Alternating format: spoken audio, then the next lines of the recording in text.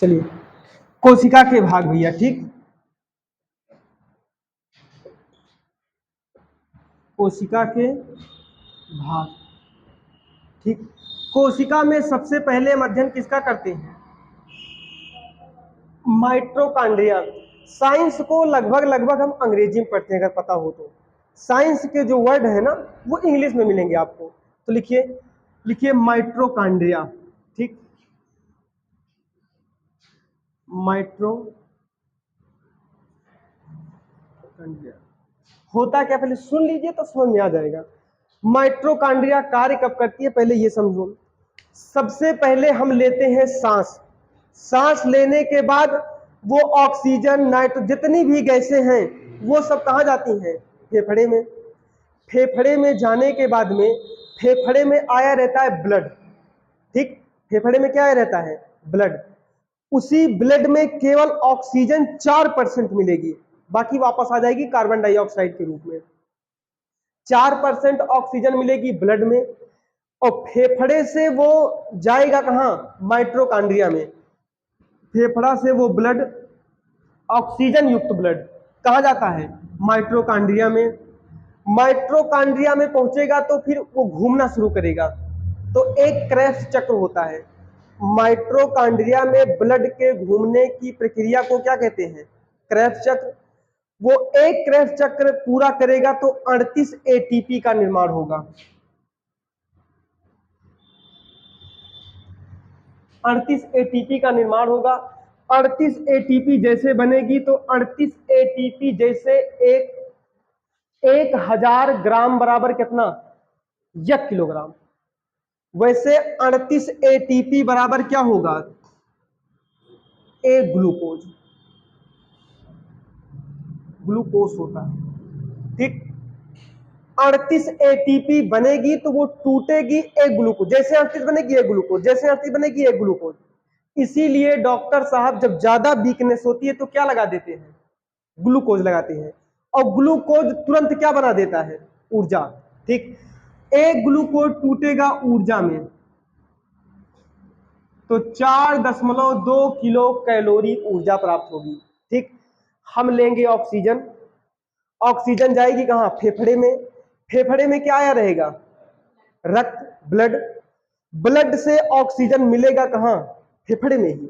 उसके बाद में वो ऑक्सीजन युक्त ब्लड कहां जाएगा? माइटोकॉन्ड्रिया में।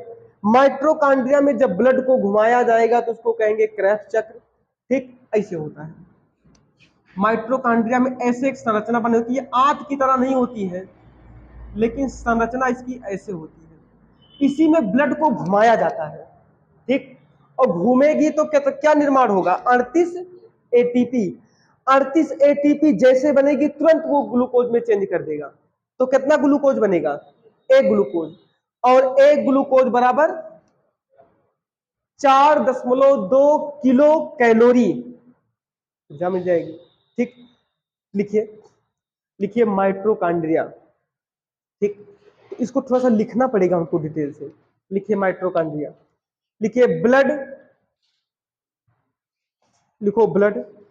फेफड़े में आया रहता है, ब्लड फेफड़े में आया रहता है। फेफड़ा को क्या कहते हैं भैया अंग्रेजी में? लंग्स। पता है कि नहीं? फेफड़े में आया रहता है। लिखिए, फेफड़े में आया रहता है। उसी फेफड़े में ऑक्सीजन को ब्लड में मिलाया जाता है। ऑक्सीजन को ब्लड में मिलाया जाता है, ठीक। मिलाया जाता है क्या भैया? फेफड़े में ऑक्सीजन को मिलाया, मतलब ब्लड को फेफड़े में ऑक्सीजन में क्या करते हैं? मिला देते हैं। अब जैसे ऑक्सीजन, देखो ऐसे तो होता है ना, जब किसी व्यक्ति को हमको जान से मारना है, जान से। अच्छा ऐसे देखिए, आंख और नाक बंद कर लीजिए, क्या हृदय बंद हो जाता है? नहीं, चलता है हृदय। हृदय आपका चलता रहेगा, हृदय आराम नहीं करेगा, ठीक। लेकिन हृदय बंद कब हो जाता है? आंख और मुंह, नाक बोले थे इस बार, आंख और मुंह बंद कर लीजिए किसी व्यक्ति का, तो एक बार फेफड़े में आया ब्लड, ब्लड हर बार फेफड़े में आता जाता रहता है। एक बार फेफड़े में आया, ऑक्सीजन नहीं मिली, तो वो सोचता है हो सकता है कि सांस रोकने का प्रयास कर रहा हो, तो एक बार ब्लड आके चला जाएगा बिना ऑक्सीजन के, वो तुरंत ब्लड जाएगा हृदय में, हृदय कहता है ऑक्सीजन नहीं लाए हो, तो कहा नहीं, कहा चलो अगली बार लाते हैं। तो एक आध दो बार हृदय पंप करेगा। जैसे पता लगा बार बार ऑक्सीजन नहीं मिल रही है और बार बार फेफड़े से ब्लड जा रहा है बिना ऑक्सीजन के, कहा हृदय में, वो अशुद्ध रक्त होता है। और हृदय में जैसे अशुद्ध रक्त जाएगा फिर लोग छटपटाना शुरू। एक समय आएगा 1 मिनट तक अगर ब्लड में ऑक्सीजन ना मिले तो उस व्यक्ति की मृत्यु 100%। ठीक, इसीलिए मुंह और नाक दबाने से मृत्यु किस लिए हो जाती है? हृदय पे दिक्कत नहीं होती है, दिक्कत किस पे होती है? केवल ब्लड में ऑक्सीजन नहीं होता है और हृदय क्या कहता है, तुम ऑक्सीजन लेके नहीं आओगे, मैं उस ब्लड को एक्सेप्ट नहीं करूंगा। एक बार, दो बार, 3 बार एक्सेप्ट करेगा, लेकिन देखना आंख मुंह बंद करने के बाद में दम घुटने लगता है, हृदय में दिक्कत आना शुरू हो जाती है। ठीक, इसीलिए जो लोग करते हैं योगा, अनुलोम विलोम, उनका हृदय थोड़ा सा मेच्योर रहता है। ठीक, चलिए लिखिए, चलिए आगे ना, मिला लिखिए, लिखिए फेफड़े से ब्लड, फेफड़े से ऑक्सीजन युक्त ब्लड, फेफड़े से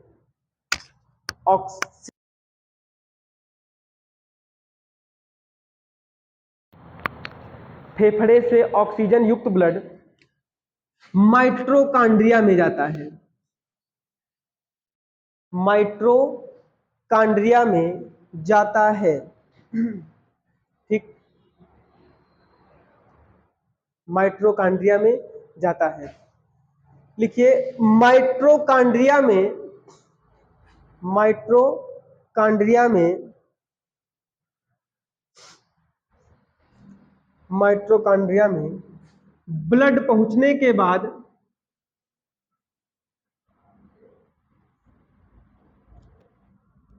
ब्लड पहुंचने के बाद क्रेब्स चक्र चलता है, क्रेब्स चक्र चलता है, क्रेब्स चक्र चलता है, मतलब उस ब्लड को मथा जाता है। ठीक, क्रेब्स चक्र चलता है।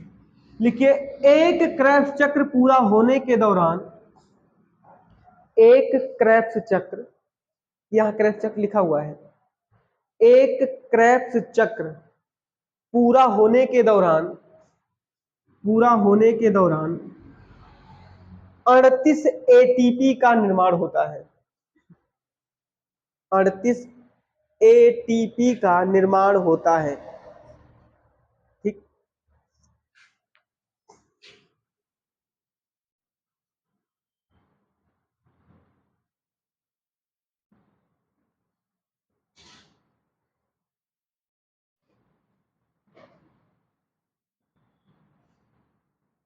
इसको बोलते हैं एडेनोसाइन ट्राइफॉस्फेट।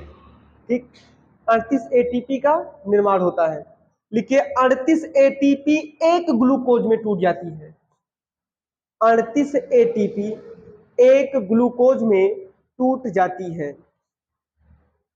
38 एटीपी एक ग्लूकोज में टूट जाती है।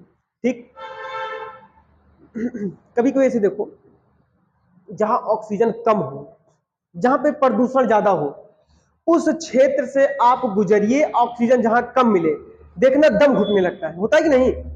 और जैसे आप ऑक्सीजन वाले क्षेत्र पहुंचेंगे ना और सांस बहुत ज्यादा लेंगे, जितने तेज आप सांस लेंगे तुरंत आपको एनर्जी जनरेट होगी। मतलब हमारा शरीर इतना स्ट्रांग है भैया ना, इतना स्ट्रांग, जैसे ऑक्सीजन लिए तुरंत क्रेब्स चक्र पूरा हुआ, 38 एटीपी एक ग्लूकोज, 4.2 किलो कैलोरी ऊर्जा, तुरंत आपका शरीर क्या हो जाता है? रिलैक्स। ठीक, तो इतना तेज शरीर की क्या है अभिक्रिया है। अगर पता हो तो हमारे शरीर की स्थिति क्या है, 120/80 mmHg। ये हृदय ब्लड को शरीर में पंप करता है इतने स्पीड से और वापस आता है इतने स्पीड से।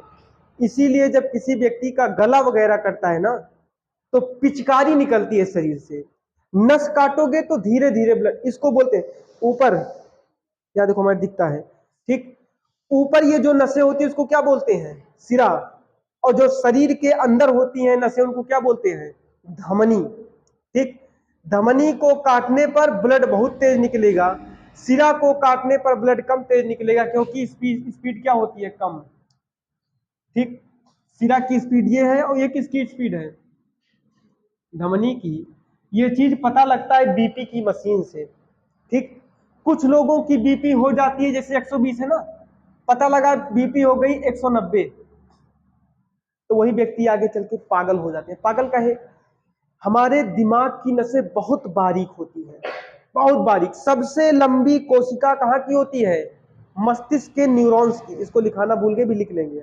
ठीक, न्यूरॉन्स की होती है, एकदम बाल के समान नसें हैं मस्तिष्क में, और ब्लड बहुत तेज पंप करने लगा तो नसें न मस्तिष्क में क्या हो जाती है? फट जाती हैं, इसीलिए ब्लड क्लॉटिंग हो जाता है। ठीक, अब नस मस्तिष्क के अंदर फटी है तो धीरे धीरे जमेगा ब्लड, और ब्लड जमने के बाद वो व्यक्ति क्या होता है? पागल। खूब गर्मी बढ़ेगी तो पगलाएगा, खूब ठंडी बढ़ेगी तो पगलाएगा। व्यक्ति 2 ही 3 बार पगलाते हैं, ज्यादा नहीं पगलाते, पूरा हमेशा नहीं पागल होते हैं, उनका सीजन होता है पागल होने का। सावन के महीने में जितना पागल हो ये सब सही हो जाएंगे, ना ज्यादा ठंडी ना ज्यादा गर्मी, मौज के साथ रहते हैं। खूब गर्मी पड़ रही है ना, जेठ चल रहा है, देखना जितने पागल होंगे सब एक्टिव हो जाएंगे, अब सब कपड़ा फाड़ेंगे। ठीक, लिखिए, ये हो गया ना। एक ग्लूकोज का निर्माण होता है, लिखिए, एक ग्लूकोज से 4.2 किलो कैलोरी ऊर्जा प्राप्त होती है। ठीक, 4.2 किलो कैलोरी ऊर्जा प्राप्त होती है। ठीक,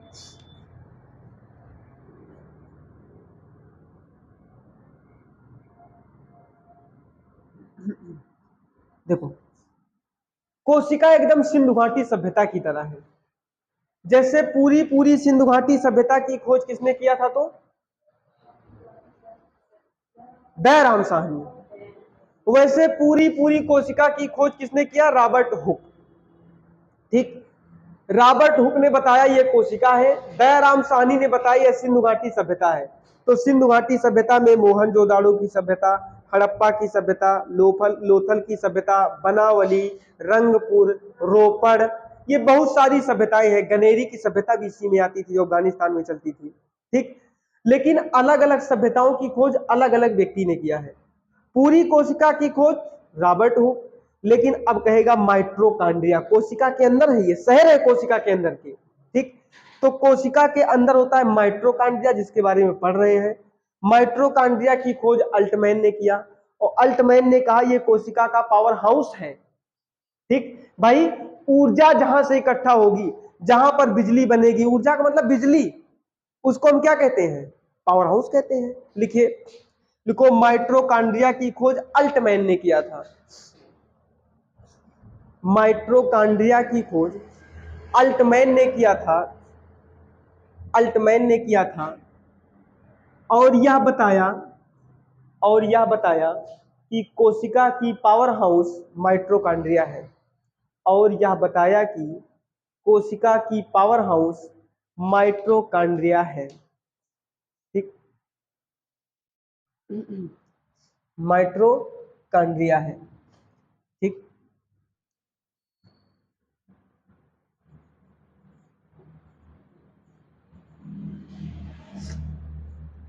माइट्रोकांड्रिया। एक और लिख लीजिए, माइट्रोकांड्रिया के तुरंत बाद हम अध्ययन करते हैं गाल्जी बॉडी का। देखो, हम सीक्वेंस से पढ़ाएंगे तुमको।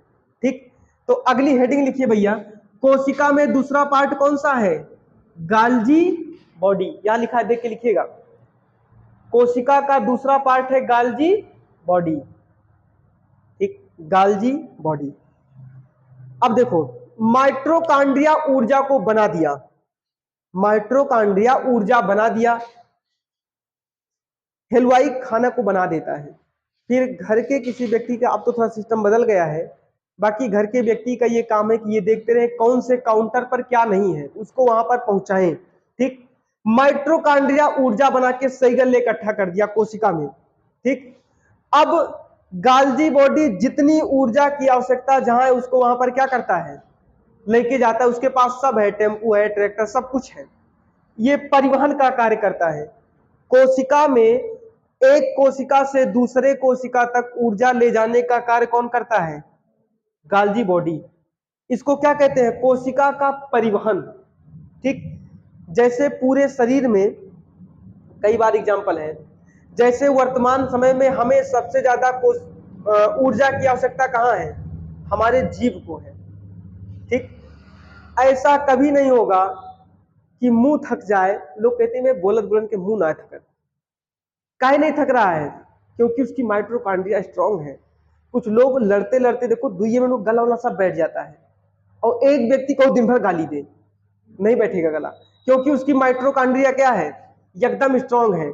माइटोकॉन्ड्रिया जितने ऊर्जा बनाएगी, गाल्जी बॉडी उतने ऊर्जा ले ले जाकर के उसको देगी। अब मुंह से वो बढ़िया बोल रहा है तो मुंह को ऊर्जा देता रहेगा, बोलो जितना बोलना है। ठीक, तो परिवहन का कार्य, ऊर्जा को ले जाने का कार्य शरीर के अंदर कौन करता है? गाल्जी बॉडी करता है। लिखिए गाल्जी बॉडी, लिखो इसे कोशिका का परिवहन कहते हैं। समझ में बातें आ रही है ना? अब इससे अच्छा भैया कैसे समझाएं? गांव की भाषा में एकदम बता रहे हैं।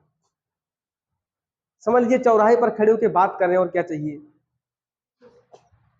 लिखो इसे कोशिका का परिवहन कहते हैं, कोशिका का परिवहन कहते हैं।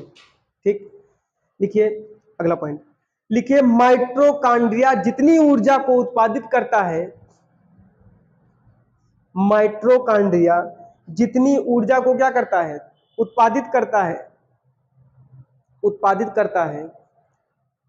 ठीक, उत्पादित करता है, उत्पादित करता है, उस ऊर्जा को ले जाने का कार्य गाल्जी बॉडी करता है। उस ऊर्जा को ले जाने का कार्य गाल्जी बॉडी करता है। ठीक, गाल्जी बॉडी करता है। ठीक है, देखो आगे। अब गाल्जी बॉडी करता क्या है? जैसे कोई व्यक्ति दौड़ रहा है, हम किस भैया दौड़ते समय सबसे ज्यादा लोड कहां होता है? कोई बता सकता है? बताइए। हम दौड़ते हैं तो पैर से दौड़ते, वो अलग चीज है। पैर पे लोड ना पड़ के लोड फेफड़े पे पड़ता है। ठीक, इसीलिए जो सही धावक होते हैं ना, वो कहते हैं कि दौड़ते समय बोलिएगा नहीं, मुंह को मत खोलना। और आने के बाद कुछ लोग होते हैं छरछंदी, वो आए के बाद जब बैठे दौड़ गए ना तो गोड़ मीजे लगे, आपन गोड़ अपने मीजे हैं। जो सही धावक होते हैं, बढ़िया दौड़ के आए होते हैं ना, दौड़ के आने के बाद सीने को पकड़ते हैं, क्योंकि दौड़ सीने से होती है। ठीक, फेफड़े से दौड़ होती है। दौड़ते दौड़ते कुछ लोग मरे भी हैं, ऐसा नहीं है। और सबसे तेज आज तक दौड़ने का रिकॉर्ड किसका है? Usain Bolt. कहां का था? West Indies. बताए थे ना उस दिन, हुसैन बोल्ट, क्रिस गेल और एक व्यक्ति का नाम बताए थे। हुसैन बोल्ट, क्रिस गेल, और क्रिस गेल क्रिकेट खेलता है ना, बहुत काला है, वही है, वही है ना क्रिस गेल। एक व्यक्ति और कोई है, वो भी वहीं का है, वेस्ट इंडीज का है। ठीक, चलो अगला लिखिए, लिखो इंडो प्लाज्मिक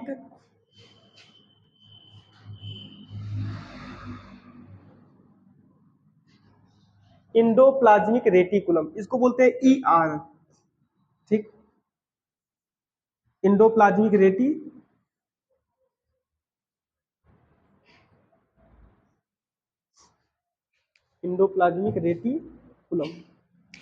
ठीक,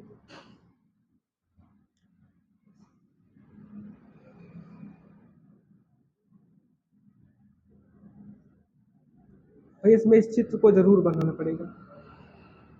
ठीक, देखो इधर, इंडोप्लाज्मिक रेटिकुलम का काम क्या है? इंडोप्लाज्मिक रेटिकुलम कोशिका के अंदर, और कोशिका को आप अपनी आंख से देख नहीं सकते। कोशिका इतनी छोटी है जिसको आप आंख से नहीं देख सकते, और उसी कोशिका में माइटोकॉन्ड्रिया, गाल्जी बॉडी, आगे क्या मिल रहा है? Endoplasmic reticulum. अभी आगे और भी मिलेंगे। इस इंडोप्लाज्मिक रेटिकुलम के दो भाग, सोचो हम कोशिका को आंख से नहीं देख सकते, उस कोशिका में कितना चीज भरा ये समझिए। ठीक, इसके दो भाग, इधर वाले का नाम क्या है, इसको बोलते हैं रफ कोशिका। रफ कोशिका, रफ का मतलब होता है खुरदुरी। ठीक, इसको बोलते हैं स्मूथ कोशिका या चिकनी कोशिका। ठीक, इसको क्या बोलते हैं, स्मूथ सेल। ठीक, इधर से निर्माण होता है वसा और इधर से निर्माण होता है राइबोसोम।